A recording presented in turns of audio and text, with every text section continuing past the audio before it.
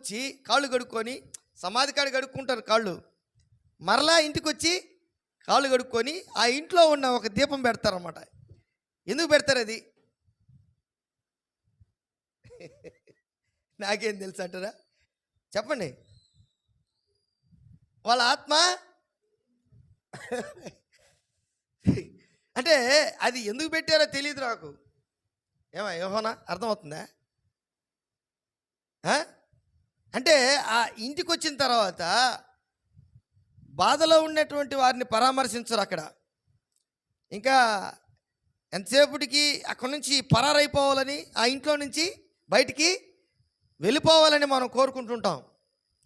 అక్కడ కాళ్ళు మాత్రమే కడుక్కొని లోపలికి వెళ్ళి అక్కడ ఎవరున్నారు ఏంది అని పట్టించుకోకుండా ఆ దీపం చూసి